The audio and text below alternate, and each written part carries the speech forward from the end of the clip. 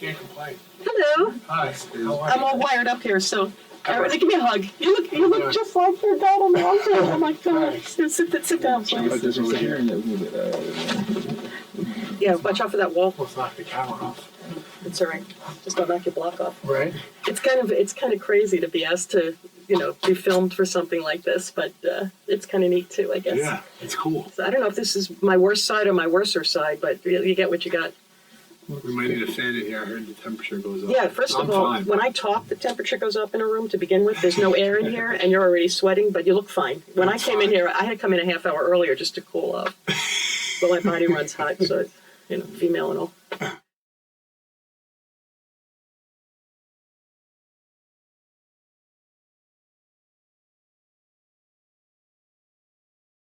It's exciting to meet you and know that you're hopefully alive and I know you're alive, doing well after all these years. Yeah. But how old were you on 9/11? I was 18. 18. Yeah. Okay, and I was a little older than that. But at the time, I was working on the floor. Well, excuse me, I wasn't working on the floor by then. I was working upstairs at the American Stock Exchange. Okay. I worked on the floor from 84 to 86. Oh, wow. And I was a broker. Okay. And I was one of the first female brokers down there, in fact. And I'll never forget, I never worked directly with your dad. I worked more directly with your uncle because he was a specialist. He handled trading of particular stocks that he was responsible for. So whenever I had to trade the stocks that were his, so to speak, I'd have to go into his crowd and deal with him. I bid or offer or whatever trade. And I just remember Emeric, your uncle Emeric, he was always such a gentleman. And he always looked, to dress to the nines, very, formal and organized or whatever, sweetest guy in the world, and just very, very professional. And there were a lot of people on the floor that were obnoxious and loud and cursed, and I don't think I ever heard a curse from, your dad or your uncle for that matter. But that's good. Yeah, your dad, on the other hand, you might have had a different experience than I did. Oh, okay. Well, I'm sure I did. But don't laugh, because there were people who had personalities on the trading floor, and then they left, and they could be the biggest jerks in the world on the trading floor. And you go out for a drink with them afterwards, and they were the nicest people in the world. And there were I can name a bunch of people, which I won't, who were like that. I never did socialize with your dad or your uncle, so I only know them from the professional side on the trading floor. Your dad, on the other hand, was the biggest goofball I ever met. So maybe that's what you might remember. He was always running around because he executed orders like I did. Yeah. I can't remember if he was a floor broker or a $2 broker. Do you remember if he was working for a specific company? He worked for my uncle, so I'm not sure. Yeah, so he must have been trading. He might have been trading for him. He probably wasn't trading for himself. I think he was executing orders that came off the desk from, the institutional side through my uncle's firm. Okay, so then he was doing similar to what I was doing, but I was handling customer orders for brokers at Phillips Appel in Walden, which was the firm that employed me. Okay.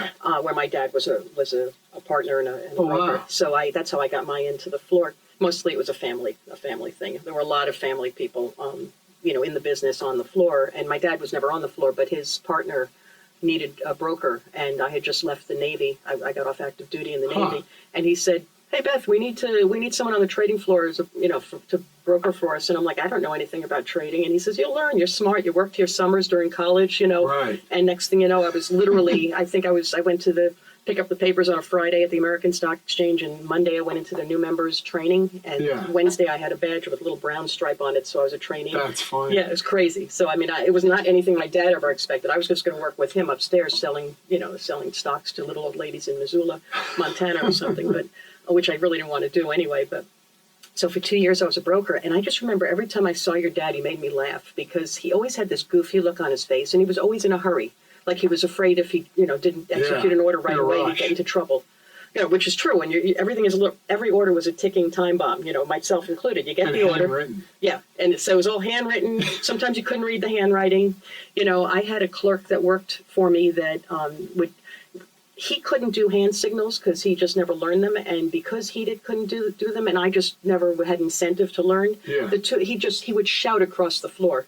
And I'm still friendly with this guy. To this day, every time he sees me, he goes like this. Because that's how he let me know. I have, fortunately, I've always had good vision, but he couldn't see across the entire floor. But I was within a certain range. He'd go like a gopher, sticking his head out of a hole. Oh my God. And I'd come running over, and I'd say, "What do you have?" And he'd go, "Nothing. I was just seeing if you were there."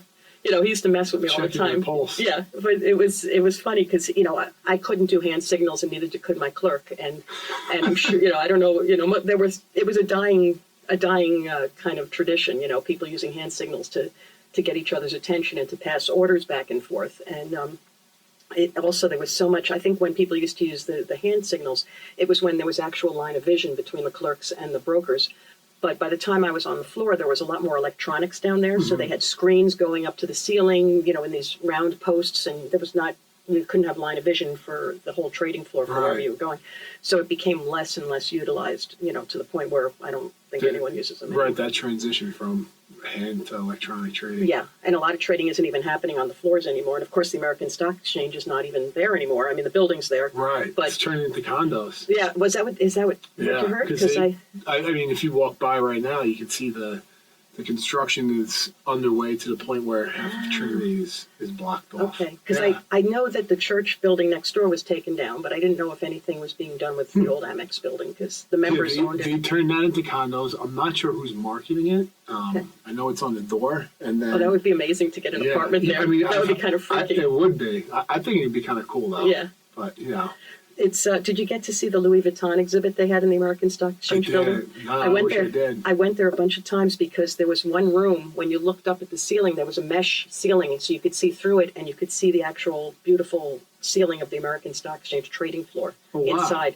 And it was the only time I'd been able to get back in there after they closed in 2009. Huh. So I moved over to the New York Stock Exchange in the end of 2008. Okay. And the last trading, the options trading, left the floor of the Amex in 2009 in February. Okay. And then they closed the doors, and I think it was just, infested with rats. They merged, right? Yeah, they merged. The New York bought the Amex and then brought the operations over. They have a special place for the options and the old Amex options trading. All those people have a special room on the New York Stock Exchange. And then the equity people have a side off the main floor. They have their own side room. No, have you been there? Are you still working on? Are you at the New York now? No. Okay. I lasted less than a year, and then it was one of those, here's a package, have a nice life ordeals. And I've been doing contract work in and out of different places since. Okay. So I've been back there a couple times on the floor just to visit people or see things. Yeah, but it's been a few years. To check in with everyone. That makes sense. But have you been over there? Or I haven't been down there since I think 2011. Okay. It was actually for September 11th. It was like a bell ringing. I think we rang the closing bell, which is kind of cool. Yeah. It was nice seeing some familiar faces. Yeah. And there's still a bunch of people down there. I mean, there's less and less every year, but I was surprised how many people were down there who I recognized. And they said, hey, Beth, how's it going? And I'm like, I didn't even remember their names. It's been so long. And I'm like, the running joke, it's now the set of CNBC. Yeah, exactly. It's definitely a movie or a TV studio down there because they cleared out like a whole bunch of trading in the middle of the floor, and it's just this huge set that they built for for the reporters and the people on the show. So hey, look, as long as it's working, and the rest of the world doesn't know, they're looking at it on TV anyway. They don't know where it's being filmed from. So it's needless to say. I mean, it breaks my heart. Just I'm thinking of the happy memories, but it breaks my heart to know that your uncle and dad are no longer with us because of what happened on 9/11. As terrible as it is, I think I've evolved just dealing with the grief and sorrow. And I don't want to say you turn a chapter and you forget about everyone, but I'm always telling everyone you just kind of got to honor the past and be grateful for the moment. And I'm glad we're here. Yeah, and also, I mean, all three of us could walk out, and that could be it. I am so happy that, first of all, when I saw that email, I literally responded in seconds. Kwaku knows I'm like really, on top of everything anyway all the time. But it's like when I saw that, I said, first of all, I didn't realize that your uncle and your dad were brothers. Yeah, they were brothers-in-law. My brothers-in-law. Mom married my dad, and my mom is Uncle Rick's younger sister. Gotcha. And I didn't know that they were connected because I didn't socialize with them. So when I saw Emeric Twomey, I'm like, Emeric, what a weird name. Emeric Harvey. I remember Rick Harvey. And then I knew Twomey was Bob Twomey. And I'm like, that's when I said, was his uncle and was his father. And that's when I realized that, so I didn't even know all those years ago. I'm glad we got together, though. Yeah, it's pretty crazy. Cool. Yeah, so I'm thrilled that you're here. And tell me a little bit about what happened when you were at school, right? So for me, I interned as you did in high school and college on the floor in summers. Mm-hmm. So I was a runner. You learn how to write tickets. You learn, how to show up on time. You learn the life basics. How to be picked on. Yeah. Serious. Basically, you learn what it takes to kind of have your first job, which it was. Yeah. And I consider myself, I don't want to use the term survivor or victim or whatever it is, but I was there that summer. I worked on the floor in a booth, and then I interned Fridays in the North Tower at 89 who was Fred Alger, with a guy by the name of Mike Tamuccio, who unfortunately he's no longer with us, and he passed on that day as well. And for me, it was one of those things where I was glad to be out of there. When I found out the news, I had no clue my dad was there, or my uncle. In fact, I actually thought it was a cousin of mine, because we had a cousin on my mom's side, actually Uncle Rick's sister, and she worked in the mall, which is now, finally rebuilt. Right, it's like amazing. You see the Dove, and she literally worked in a clothing store at one point, and that was the first thing that came to mind outside of Mike Tamuccio. So I didn't really come to grips to what had happened, probably, obviously till later that day, and I was told by my mom. Kind of grieved on my own for 7 days. Then for like 2 weeks, tried to get back to New York, and I couldn't. And then finally, when I got back, that's when, you get off a plane in the little airport, and you see the signs like this, except it's like your dad's face. You see like your friend's dad's face, and you just see the gravity of what happened. And I think for a number of years, you're grieving, but you don't even know it, because you're just so young. And I don't want to say my mom wasn't there for me, but I think that everyone who had a experience, including yourself, you grieve in unique ways, and there's no set way. Right. But it just, I've evolved since then, and my goal now, and this is why I'm here, and I don't mean today, but in general, the give back is kind of to keep people's, legacy and memory and what happened in history top of the mind, and then try to do things that, if we can help one person and touch them in a way for the more positive and better in their life, let's do it. Nice. Yeah. Very well said. I started volunteering here last October. I lived down the block on Rector Place. Okay. And, so right here, yeah. Yeah, and I was living here then as well, in 2001. And they had just moved this museum from a location just north of the site. Right. And in the summer, of last year. And I've been walking by it, and I've been meaning to come in, and I missed the open house for the downtown residents that they had. So I walked in on a Friday. It was the Friday before 9/11 this past year. And it was about an hour before closing, and the fellow that was working downstairs said, "Hey, why don't you come in and look around?" Because I asked him if they were going to have another open house. I missed the one. So I came inside, and it brought back a rush. Here it was 16 years later, back in 2017. And I hadn't thought about things, and things that you just sort of move on, and it's human nature to move on and think about things you don't forget, but you just sort of have other things in the main line of vision. And I saw the two videos that we show of the two towers being hit, the different planes hitting the two towers, and one of them I had never seen before. It was when the second plane that had hit. I had never seen that video. Okay. And I think I stood in front of both those videos and watched them 10 times or 12 times each. And then I walked through, and then I went through the room with the pictures of people, and I looked up some of the names of people, your dad and your uncle included, and Rudy Backus, Eustace Rudy Backus. Rudy was a good buddy of mine. Guy. Yeah, he was the head of the Merrill Lynch desk at the time, and it was his first time going to that breakfast at the top of Windows of the World. And so it was such an honor. Jim Daly, who was his predecessor, had retired, and Jim just celebrated his, I want to say, 79th birthday. I just saw on Facebook. That's right, because it was a monthly thing for them. And because that was the label, Harvey Young and Merrill's, I think it was monthly breakfast. And it was every second Tuesday. And so it was a big deal that Rudy was at this thing, right? And I'm just thinking. Did you realize he was there? I knew. Well, I knew a few weeks later because when the dust settled and they told us the names of the people we had lost, which was about 10 guys who were at the breakfast from the Amex. But at the time I didn't know, of course, on the day. But since then, of course, I knew, and it just sort of tugged on my heartstrings, and I thought, and I met Lee ILB, who's the one of the co-founders of the museum, and he's a retired firefighter, and he lost his son who was a firefighter on that day.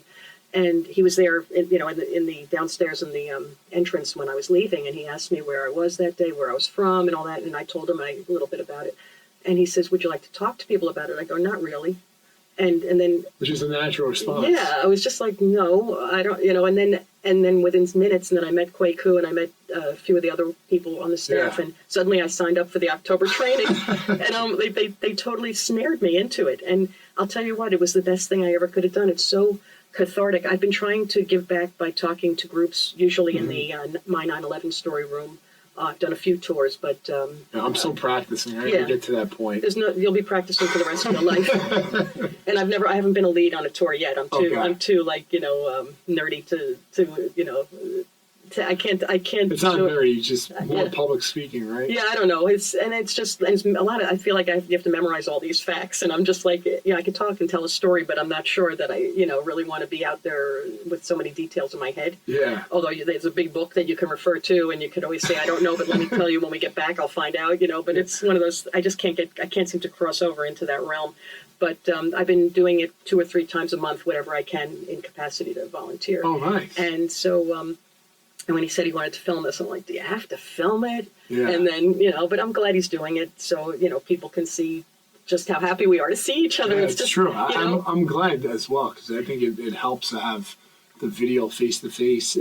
It brings more of a, I don't want to use the term reality TV, but a real-life, feeling to what's going on. That's what this whole museum is about. It's about the people. It's about the the remembering, and that's why you and I both have volunteered to speak to people and such. But and again, it just makes me feel so good when you talk about the positive and how people you move on. It doesn't mean you have to forget or or not honor the memory of the people that you loved who were lost. So it just makes it stronger, I guess. So that morning, I actually was on an airplane flying to Las Vegas for 3 days to meet some friends. I never made it to Vegas. We took off an hour before the first plane hit. I took off out of Kennedy, and we ended up landing in Kansas City. Wow. And it was bizarre because it was one of the first planes to come down. It was completely empty, and through a series of events, I was going to, because I was in the Navy Reserve, and still am actually, I was going to look for the nearest military facility to report in, because the pilot on the plane was actually he announced when the first plane hit the first tower to the people on the plane. There weren't that many of us. It was a Tuesday morning, and it was a pretty empty plane. Yeah. And then he announced when the second plane hit, and it started because now it's a threat to everyone. His introduction was, "I'm sorry to disturb you all, but I know you just took off from Kennedy Airport in New York, and most of you are probably from New York. I just thought you might like to know that it appears a small plane has hit one of the World Trade Center towers." Right. And it looks like it was an accident. That's what he said. And then within a short time thereafter, he gets on the horn again, and he says, "I just want you to know another plane has hit the other tower." And by then, it's like, there's no accident. And there's no Wi-Fi at the time to really see what was going on. We didn't know anything. All I knew was what he was saying. And then, if you're in a JetBlue flight today, you could check on your own. Oh, really? You know what I mean? There's no cell phone then. I mean, your connectivity is whatever the pilot's telling you, if they choose to tell you, because a lot of these people didn't. And then shortly thereafter, he said another plane has hit the Pentagon, and that's when I knew we were at war, and I didn't know. My first thought when I landed was find out where the nearest military facility is and report for duty, because we're at war. And here I'm thinking, oh my God, I never thought I'd have to have a Pearl Harbor in my lifetime, that kind of thing. But the irony is that I landed in Kansas City, and after thinking about it for a very short while, I realized I had friends in Kansas, which is Kansas City, I'm thinking Missouri, but it's the border of Kansas and Missouri. Right. And I had friends who apparently had moved there 45 minutes away from Kansas City where I was, and I tracked them down through the mother of my friend, who was a Navy colleague of mine. She had gotten out. Oh, my God. And her husband, who was ex-Navy intel, so he knew all about Osama bin Laden. I listened to him telling us about things that, were classified. Most people don't know. For 8 days while I was stranded there. But I wouldn't say classified, just not widely. Yeah, exactly. I don't think they were classified. It was classified, but it was a limited distribution of information.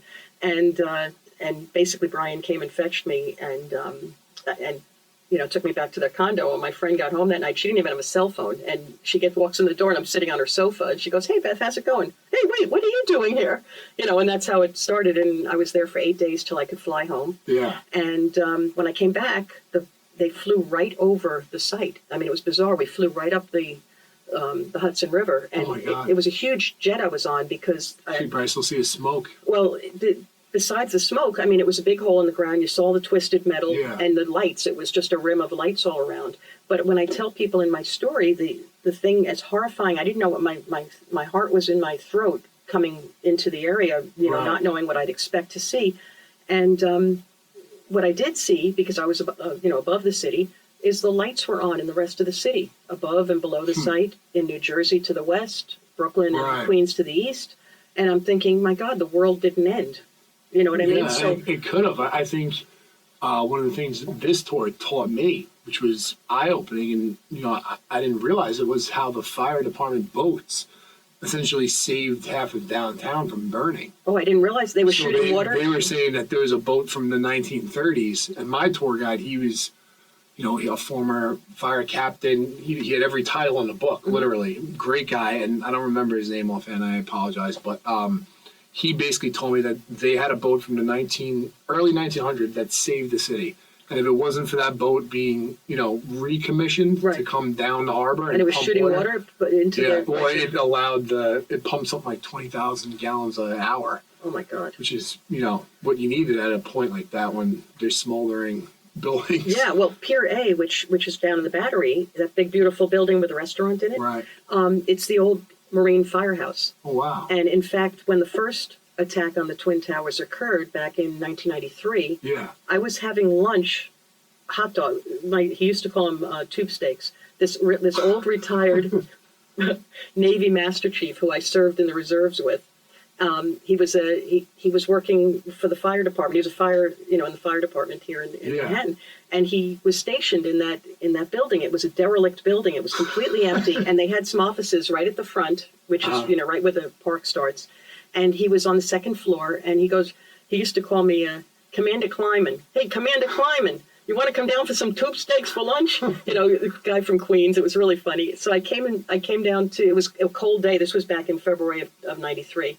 And it was a rather chilly day, and nobody was. I think it snowed that day. Yeah, it was snowing. It was a little bit of snow coming down, and I'm sitting with him on the second floor of that building, looking out over the park, and we're just eating hot dogs, and we hear all these sirens, and tons of fire trucks were going up the West Side Highway. There was no smoke, there was no anything, because it was all internalized Right. in the building. And when I finally came out, and he didn't know anything, he's only in the fire department. Why would he know? But he was part of the Marine, the Marine fire people. And we're looking up the West Side Highway and seeing all the trucks and stuff. And anyway, I went back to my office. Everybody was worried because they had heard that something had happened over at the Trade Center, and they thought that's where I had gone, because where else would I be going on a snowy, freezing cold day in February? Yeah, and they thought I was going that was shopping. a truck bomb. Yeah, and it was, what a horror. But, you talk about the fire department, and this guy was part of that fire department that they basically put out of commission. But I didn't realize that they had brought It's like, that was one of the facts that stood out to me as far as how the city was, saved. And Yeah. one of the other things that also stood out was when he gave me my tour, we stopped and we looked at a map, a picture from 93, and it showed all the cars crisscrossed, all the different fire department, police, NYPD. And if it wasn't for 93, there would have been no emergency routes planning for traffic, which sounds crazy. They but learned that from 93. And then it was wow. it was a learning process as far as evacuation, because at the time, I think 9/11 was the largest evacuation of any city, Right. something like 500,000 people, whatever the math or number is. I should know this. Yeah. I'm trained to be a tour guide. You'll And never remember everything. I won't. And no matter what you remember, someone's going to ask the question that you knew you should have remembered. Yeah, or you should know the details of it. I can't remember the numbers of the different planes that crashed. Yeah, and that it's kind like- of stuff. Some of these guys rattle it off. I know Right. it's not the most important thing in the world, but it makes you sound much more intelligent when you're saying, and if you said the wrong numbers, maybe no one would If notice. this is a school test, we both failed. Exactly. Yeah. So maybe we should do a tour together and just make it into I'd a be really willing to do interesting that. experience. You always have to be prepared, Yeah. right? Whether you're in a movie theater and there's a shooter, sure. or wherever it is. And I don't want to go off on a tangent and say I'm paranoid or down that rabbit hole, but I think 9/11 really woke me up to the risk that we face, Well, it woke in up- America and as a country. It woke up the whole world, though, if you think about it. It's the new normal. And Yeah. who would ever think of anything like this before then? I mean, Mhm. we were an innocent, you go through life, you go back to the 1960s, the innocence of the 60s, and then it gets a little more complicated in the 70s and the 80s, and between the internet, media, people with their boldness in Yeah. evil expansion and things like that. I mean, there's always going to be horrible things that bad people want to There's do. bad humans and there's good ones. So you got to just you got to always be on the optimistic side. I am. So I just want you to know that Mhm. I went through my stash of really cool souvenirs that I Oh had my from the God. American Stock Exchange. And I heard you were a real macho workout guy, so this is a gym bag that I never Oh, it's used great. from the Amex. I'll It's the take American that. Stock Thanks. Exchange. It's my gift to you. It's Brand pretty new. cool. Brand never It used it. You can is. tell that I never worked out, so I never used this bag. It's never too late. You come with me if you want. Exactly. Oh, this is awesome. And I just Thank want you to so have much. it. Oh, please. Yeah. I want you to have it, and I want. Oh, I know, I might have got a little For sweaty. God's sake! It's It is hot here. this is how people get I'm to gonna know put each this other. here, just so I am. Sure. You want I triple, don't want but it you to won't look forget. used as it is, but I appreciate it. Yeah, I do no. need a new gym bag. See, I had a feeling there was something I could find that you needed. I was looking for golf towels that I had, but I don't know which box they were in. So Uh-huh. the gym bag was easier to spot, and I said, I never used it. I'm giving it to Emeric. That's funny. So Thank you. It's please use it in good health. Yeah, and, Christmas came early. Hey, with me, Christmas is every day. That's another way to look at life. You never know. You never know. God forbid that it's going to ever, when something will happen that'll end, whether it's health or some terrorist attack. So you got to Right. live every day You like do. it's Christmas. There's nothing wrong with that. I I'm always Jewish, say for God's that. sake. Oh, So I don't know. Do you have any other questions or? No, I mean, I was just glad to hear, a familiar face, and the fact that we both kind of work and volunteer here for Yeah. me is awesome. Cool. Well, you have we have a big family here. We do, and A wonderful family. I feel that already. I'm And, glad I'm part of it now. I'm your first cousin. The rest of them, I don't know about them. I can't account for them. So He's our first. yeah. Well, He signed me Kwaku's everybody's cousin. Yeah, exactly. He's my brother from another mother. He's like the 6 degrees. What is it, Kevin Bacon? Yeah. Yeah, 6 degrees. Six Degrees. degrees of Kwaku.